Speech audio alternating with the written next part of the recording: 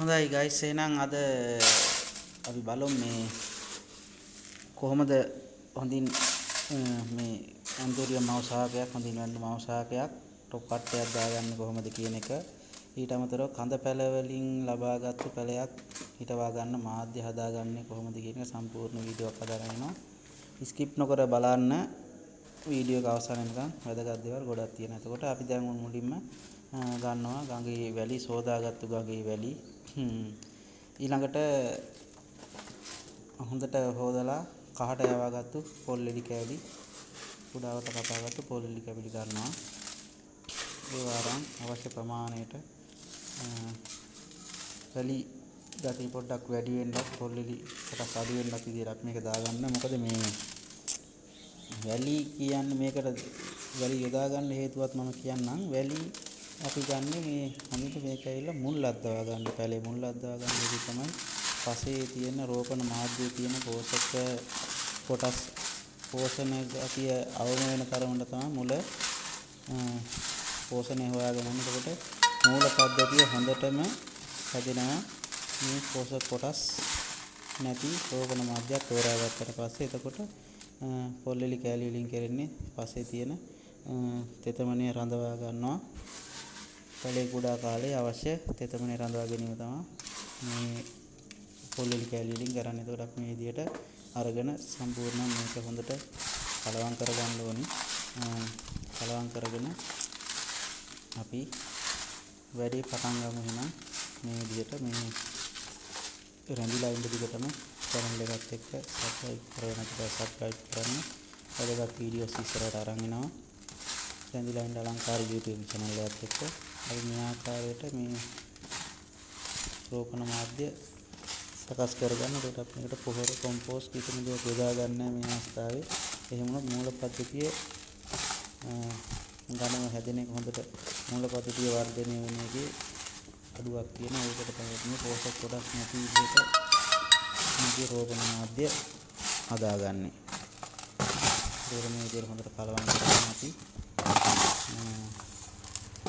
ඉවර වෙලා අපි මේක ගන්න ඕනි පැලේ මව් ශාකයක් තමයි මේකට ගන්නෙ. ඊපස්සේ අපි දැන් බලමු එතකොට මේකට තෝරා ගන්න මව් ශාකය. එතකොට මව් ශාකයක් තෝරා ගන්නකොට මේ ආකාරයට බලන්න ලස්සනට මල් ටික පිපිලා තියෙනවා. හොඳට කොළ ටික ඇවිල්ලා තියෙනවා. බලන්න මේකේ තියෙන මල් තුනක් පොඩි පොහොට්ටුවක්. එතකොට මේකේ මේ මව් ශාකය ගත්තට පස්සේ මේකේ මේ බලන්න මෙතන මේ උඩින් තියෙන මේකේ මුල් කඳට උඩින් ඇවිල්ලා තියෙන වායව මුල් තියෙනවා. එතකොට වායව මුල් කීපයක් ආවට පස්සේ තමයි අපි මේක කට් කරගන්න මව් ශාකය තෝරාගන්නේ. මේ ආකාරයට හැදුණු හොඳින් හැදුණු මුල් කීපයක් තියෙන ශාකයක් තමයි අපි කට් කරන්න යොදාගන්නේ. මොකද මේක වෘත්තිය දන්න කෙනා නම් ගැටලුවක් නැහැ. මුල් නැතත් මේක මුල් අද්දවා ගන්න ක්‍රමය දන්නවා. නමුත් මුලින්ම කරන කෙනෙකුට මුල් තියෙන ගහක් තෝරා ගන්න එක හොඳයි. එතකොට මූල පද්ධතිය ඉක්මනින් අපිට හදා ගන්න පුළුවන්. මේ බලන්න මේකේ ලස්සනට මේ පොහොට්ටුව දැන් පීපීගෙන එන මලක්. අපි එතකොට ගන්න ඕනේ දිලීර නාශකයක්. මම ගත්තේ මේකට මේ කැප්ටාන් අරගෙන කැප්ටාන් දිය කරලා ඒක අපි කපන හොඳ මොහොමත් පිහියක් ගන්නවා. මොහොමත් පිහිය අරගෙන අපි මේ දිලීර නාශකයේ හොඳට මේක දිලීර නාශකයේ ගිල්ලා අපි තියෙන විස බීජ දිලීර අයින් කර ගන්න. මොකද ශාකයට දිලීර આવොත් මේකේ රෝග හට ගන්න පුළුවන්. එතකොට අපි මේකේ මුල් කොළ දෙකක් තුනක් විතර කඳ කොටසට මුල් කොටසට හිටින විදිහට අපි මෙතනින් කට් එක දා ගන්න ඕනි. එතකොට උඩට වායු මුල් කීපයක් හිටිනවා. එතකොට අපිට මේක මුල් අද්දවා ගන්න එකේ ගැටලුවක් නැහැ. අපි මේ ආකාරයට කොළ දෙකක් තුනක් විතර ඉතිරි වෙන විදිහට මෙහෙම කපලා මේ මුල් කැඩෙන්නේ නැති වෙන්න මේ බලන්න මේකේ ටිකක් දිගට හොඳට හැදුණු මුලකුත් ඔන්න තියෙන ඒකත් එක්ක පරිස්සමට ගලවලා ගන්නවා. ගලවලා ගත්තට පස්සේ අපිට පුළුවන් මේක ඊළඟට රෝපණ මාධ්‍යය දාගන්න. එතකොට අපි ඊට කලින් මේකේ තියෙන දැන් මේ කැපුම් මූණත මේක ආනතියක් විදිහට කපා ගන්න. මොකද ජලය රැඳිලා තියෙන විදියක් පල්ලෑ මූල කොටසේ. එතකොට අපි මේක විනාඩි 10ක් විතර දිලීරනාශකයේ පොඟවලා තියෙන. එතකොට මේකට රෝග හැදෙන එකේ අවමයි ගැටලුවක් නැහැ පැලේට. ඊට පස්සේ අපි මෙතන කපාගත්තු මූල කොටසටත් දිලීරනාශකය යොදලා ඒක අපි නැවත මූල පද්ධතිය පොඩ්ඩක් වැඩිපුර ශක්තිමත් වෙන විදිහට මේ ආකාරයට අර හදාගත්තු රෝපණ මාධ්‍යයෙන් පොඩ්ඩක් ඒකත් මොකද දැන් පැලේ අලුත් කරන්න හදන්නේ මේකේ කොටසින් තමයි දැන් යටින් ඊළඟට පැල ටික දාලා එන්නේ. එතකොට මේ අපි මේ විදිහට ඒකත් හදාගත්තු අර රෝපණ මාධ්‍ය පොඩ්ඩක් උඩින් දාලා එතකොට මුල් අදින ප්‍රමාණය වැඩි පැල ඉක්මනට එන්න බලන. ඒ හින්දා අපි ඒක ඒ විදිහට සකස් කරලා ඒක මවසාකය අපි පැත්තකින් තියා ගන්නවා දිලීරනාශක පොඩ්ඩක් දාලා.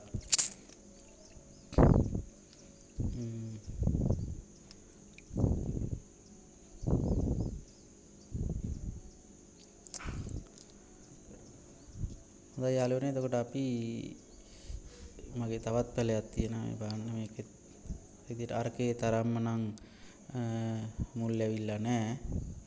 නමුත් මේකෙත් මේ මුල් දෙකක් විතර ඇවිල්ලා තියෙනවා. එතකොට අපිට මේකත් කට් කරගන්න පුළුවන්. ඔය සාමාන්‍යයෙන් ඇදිලා තියෙන හොඳට ආපු මුලකුත් එක්ක අපිට මේක උඩට කට් කරගත්තට පස්සේ අපිට මේ පැලෙත්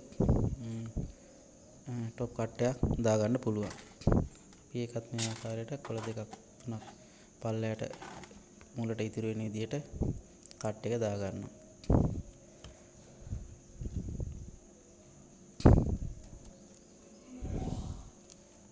ඒකත් මේ විදිහට කට් එක දාගෙන ඒකත් අපි හදාගත්තු දිලීරනාශකේ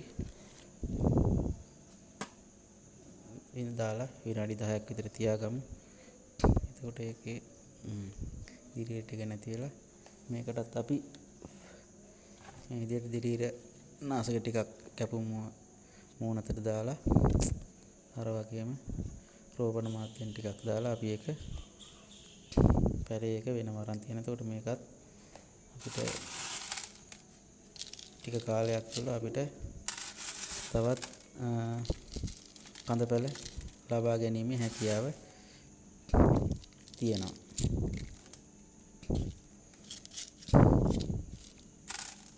වීඩියෝ එක නම් ටිකක් දික් වෙයි. නමුත් මේක කියන්න අවශ්‍ය දේවල් පෙන්වන්න අවශ්‍ය දේවල් සියල්ල මේවා කරන්න ඕන නිසා ඊළඟට අපි টොප් කට් එක පැලේ හිටවා ගන්න අවශ්‍ය මේ ආකාරයට හොඳට ජල වහන සිදුරු තියෙන පෝච්චියක් තෝරා ගන්නවා.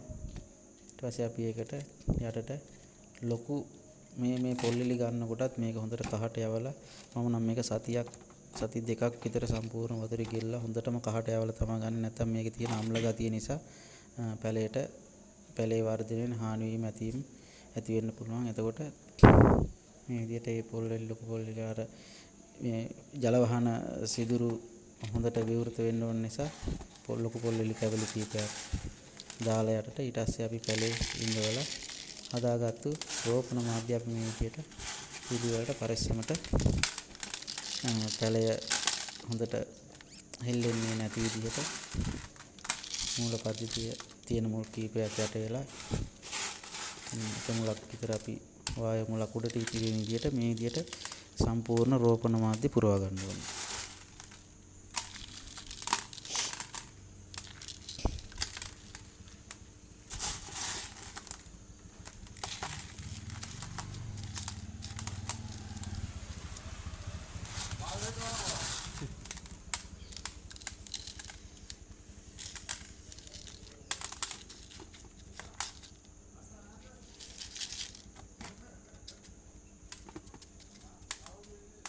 ඔන්න බලන්න යාළුවනේ රයිට් අපි ඒක විදිහට හදලා අපි ඊළඟ පෝච්චියත් ගමු. ඒකත් ඒ විදිහටම අරගෙන අර වගේ කලින් හොඳට හොදලා කහට යවගත්තු ලොකු පොල්ලිලි කැවිලි දෙකක් විතර අපි යට දාගත්තා. ඊට පස්සේ මේකට පොඩ්ඩක් දාලා අපි මේකෙත් පැලේ ඉඳලා අර විදිහටම හොඳට පැලේ ශක්තිමත්ව එහෙට මෙහෙට හුළඟට වැනෙන්නේ නැති විදිහට වැනෙන්නේ නැති විදිහට සම්පූර්ණ හදාගත්තු වැලි පොල්ලිලි කැවිලි දාලා හදාගත්තු රෝගමන මාධ්‍ය සම්පූර්ණ මේකට දාලා අපි හදා ගන්නවා මේ විදිහට. මේ මුල හොඳට හෙල්ලෙන්නේ නැති විදිහට ශක්තිමත්ව තියෙන විදිහට අපි මේක හදා ගන්න. නැත්නම් මේක එහෙට මේ හෙල්ලෙන්න ගත්තොත් අර මූල පද්ධතිය ශක්තිමත්ව වැඩ මේකට පොඩි බාධාවක් ඇති වෙනවා. ඒ හින්දා අපි මේක මේ විදිහට ලස්සනට හදලා ඒකට අපි නැවතත් දිලීර නාශක හදාගත්ත කැප්ටාන් එකෙන් පොඩ්ඩක් දාලාම දෙමු. එතකොට ගැටලුවක් ඇති වෙන්නේ නැහැ දිලීර නාශකක් දාගත්තට පස්සේ.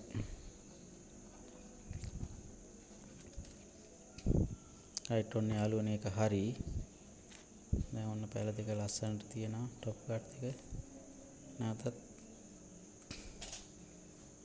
මේක හොඳින් මුල් ඇද්දාට පස්සේ අපිට මේකෙන් ආයෙම වගේ টොප් කට් එකක් දාලා නැවතත් අපිට මේක ලස්සනට හදා ගන්න පුළුවන්. දැන් මම ඕගොල්ලන්ට පෙන්නන්නම් මේ මන් තියෙන්නේ මං කලින් දාගත්තු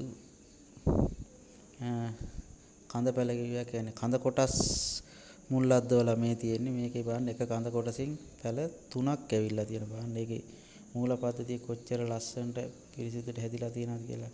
ඒ අර වගේ රෝපණ මාධ්‍යක දාගත්තට පස්සේ මූල පද්ධතිය හොඳටම ලස්සනට හැදිලා තියෙනවා. එතකොට මේ අපි මේ ආකාරයට මේ පැල 3 වෙන් කරලා හදා ගන්නවා. මේ විදිහට කට් කරලා පැල 3 වෙනම අරගෙන අපි ඒක නැවත මූල පද්ධතිය පොඩ්ඩක් ශක්තිමත් විදිහට හදා ගන්න ඕන නිසා ඒ කරලා තමයි අපි මේක ඊළඟට ස්ථිර බඳුනකට දාගන්න. එතකන් తాවකාලිකව අපි මේක මෙහෙම කොටස් වලට කපලා මුල්වත් දා ගැනීම කරන ඉතින් මම ඔයගොල්ලන්ට කියලා දෙන්නම්. මේකත් අර විදිහටම කපලා දිලීර නාශකයට දාලා විනාඩි 10ක් විතර තියලා තියෙමු. ඔන්න පැල 3 වෙන් කරගත්තා. බලන්න ලස්සනට පැල ටික ඇවිල්ලා තියෙනවා. කඳ කොටස් කපලා ගල් 3ක විතර කන කොටස මේ ගත්තේ. ඒකේ බලන්න පැල 3 ලස්සනට හැදිලා තියෙනවා. රයිට් ඔන්න ඔය විදිහට පැල 3 වෙන් කරගත්තා. ඒක දිලීර නාශකයට දාලා මෙතනදී අපි පොඩි බඳුනක් තමයි ගන්න. මේ විදිහට ඔන්න බඳුන් 3 ගත්තා. මේකත් හොඳට මූල පද්ධතිය හදා ගන්න අවශ්‍ය නිසා නැවත අපි අර හදාගත්තු රෝපණ මාධ්‍යයෙන්ම මේ විදිහට හදලා මේක ලස්සනට පැලේ හොඳට ශක්තිමත් තියෙන විදිහට මේ විදිහට රෝපණ මාධ්‍ය දා ගන්න. කලින් හදාගත්තු රෝපණ මාධ්‍යයෙන්ම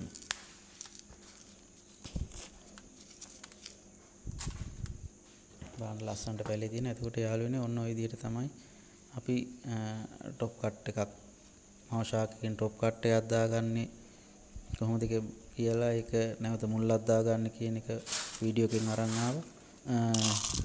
ඊළඟට කඳ කොටස් පැල කරලා ඒක කොහොමද නැවත මුල්ලක් දාගන්න කියන වීඩියෝ එකෙන් මේක අරන් ආවා. එතකොට අපි නිවැරදිව දැන් ඕගොල්ලන්ටත් පුළුවන් මේ විදිහට ලස්සනට තමන්ගේ නිවසේ තියෙන ආදරෙන් හදන පැලයක් කොහොමද නිවැරදිව හදාගන්නේ කියන දේ යම්කිසි අවබෝධයක් එන්න ඇති කරලා බලන්න. වීඩියෝ වැදගත් කියලා හිතනවා. කමෙන්ට් එකක් දාන්න. අඩුපාඩුත් සමහරට තියෙන්න පුළුවන්. නොදන්න දෙයක් තියෙනවා නම් ගන්න. තවත් දන්න දේවල් තියෙනවා නම් කමෙන්ට් වලට කමෙන්ට් එකක් දාලා අපි මේ ගමන ඉදිරියට යන් ලස්සන වැඩ පිළිවෙලක් කරගෙන. එතකොට මේ ලබන සතියේත් අපි මේ වගේ වීඩියෝ එකක් අරන් එන්නම්. ලබන සතිය අපි බලමු කොහොමද මේ අපි ඕකිඩ් පැලයක් නිවැරදිව හදාගන්නේ, කොහොමද ඒකට දාගන්න රෝපණ මාධ්‍ය මොනවද කියන එක අපි ලබන සතිය වීඩියෝ එකෙන් අරන් එනකල් channel එක subscribe කරලා bell icon එක click කරලා රැදිලා ඉන්න අලංකාර YouTube channel එකත් එක්ක. එහෙනම් සියලු දෙනාටම සුබ දවසක්. ජය වේවා.